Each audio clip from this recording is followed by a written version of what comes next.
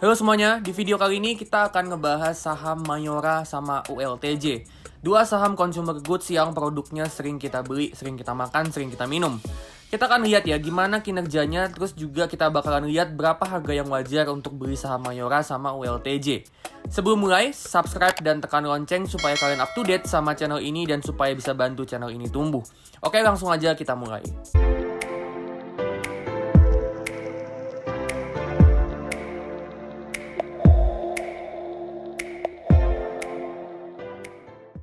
Pertama kita mulai dari ULTJ, Ultra Jaya. Ultra Jaya ini produknya kebanyakan minuman ya, kayak susu ultra, teh kotak, sama sari kacang hijau. Revenue-nya ULTJ 10 tahun terakhir itu tumbuh rata-rata 12% per tahun. Operating profit-nya tumbuh rata-rata 28% per tahun, terus net profit tumbuh 25% per tahun. Tapi, kalau kita lihat ya, dari time horizon yang lebih pendek, 5 tahun terakhir ini growth-nya itu melambat. Revenue-nya cuma tumbuh 7% per tahun, operating profit-nya 12% per tahun, sama net profit-nya 13% per tahun. Terus untuk return on equity, ini ULTJ bagus banget ya, 5 tahun terakhir ini naik terus dan bisa sampai 24%. Nah terus ULTJ ini kedepannya gimana? Kalau menurut gua, cara ULTJ ini bisa tumbuh itu kurang lebih mirip kayak perusahaan makanan minuman yang lain. Bisa dengan cara mereka ngembangin produk baru, bisa juga dengan cara ekspansi distribusi produk mereka ke tempat-tempat yang belum pernah dijangkau. Terus juga mereka bisa dapat benefit tambahan dari efek pertumbuhan ekonomi sama pertumbuhan jumlah penduduk. Nah sekarang kita akan hitung ya berapa harga yang wajar untuk saham ULTJ. Kita bakalan pakai discounted cash flow untuk ngitung fair value-nya. Dimana kita bakalan ngitung berapa uang cash atau sebutannya free cash flow yang dihasilin ULTJ di masa depan. Terus kita bakalan tarik mundur semua uang cash atau free cash flow yang dihasilin ULTJ di masa depan. Itu kita tarik mundur ke masa sekarang. Untuk lebih jelasnya gimana step by step valuasi discounted cash flow, gue udah pernah bahas ya valuasi discounted cash flow di video yang ini. Linknya gue taruh di kanan atas layar. Oke, kita lanjut. Untuk ULTJ, free cash flow yang dihasilin ULTJ tahun 2021 itu sebesar 1 triliun dan 5 tahun terakhir ini dalam tren naik walaupun ada turunnya juga. Nah, kita bakalan pakai 1 triliun ini untuk proyeksi berapa kira-kira free cash flow yang dihasilin ULTJ di masa depan. Di sini kita pakai jangka waktu 10 tahun. Kita nggak tahu ya berapa free cash flow-nya di masa depan. Kita juga nggak tahu gimana growth-nya ULTJ di masa depan. Jadi kita mesti buat untuk asumsi growth-nya. Tapi yang perlu kita tahu, makin gede ukuran company-nya artinya makin lambat tingkat growth-nya. ULTJ beberapa tahun terakhir ini growth-nya di kisaran belasan persen per tahun.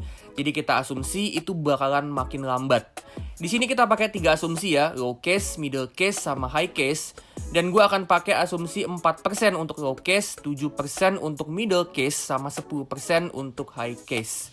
Terus untuk asumsi price to free cash flow ratio di 10 tahun ke depan, kita pakai asumsi 13 kali, 15 kali, sama 17 kali.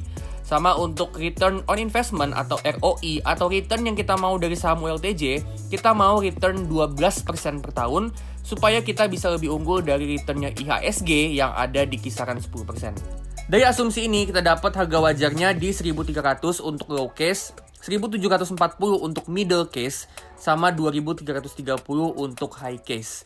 Jadi kalau kedepannya yang kejadian itu minimal skenario middle case, di harga sekarang ini masih lumayan terdiskon dan perkiraannya untuk 10 tahun ke depan bisa kasih return kisaran 12% per tahun. Kalian percayanya skenario mana yang bakal kejadian itu terserah kalian masing-masing.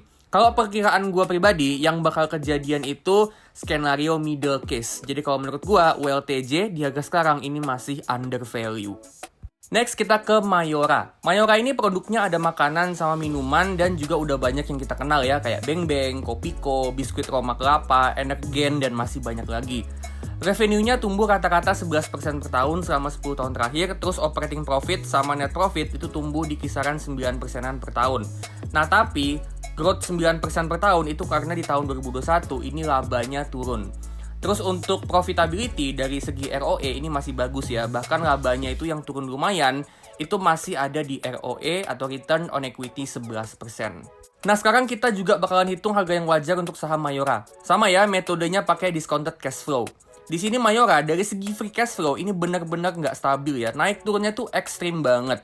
Nah kita bakal pakai free cash flow yang paling tinggi 2,5 triliun.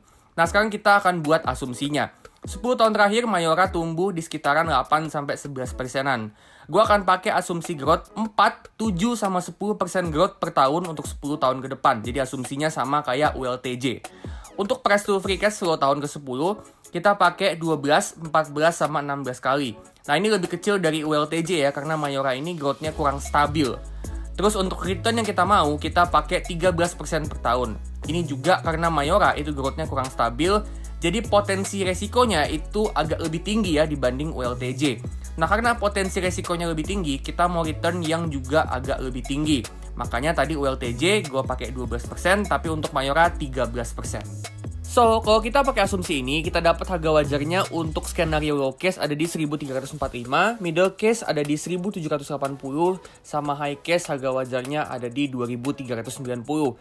So, kalau kalian percaya yang bakal kejadian ke depannya itu skenario yang high case, berarti di harga sekarang ini saham Mayora masih under value. Kalau gue pribadi percaya harga wajarnya saham Mayora itu ada di kisaran skenario middle case ya, antara 1600 sampai 1800-an. Tapi ini semua ya terserah kalian ya mau percaya sama skenario yang mana. Oke, itu dia ya saham ULTJ sama Mayora. Jadi untuk sekarang kalau menurut gua saham ULTJ ini yang lebih menarik buat investasi jangka panjang. Disclaimer ya, ini bukan ajakan jual beli saham, jadi keputusan beli saham yang mana itu 100% di tangan kalian. Dan gue nggak bertanggung jawab atas kerugian apapun. Kalau kalian suka, like, comment, subscribe, dan tekan lonceng supaya kalian up to date sama channel ini dan supaya bisa bantu channel ini tumbuh. Oke, gue pamit dulu dan sampai ketemu di video selanjutnya.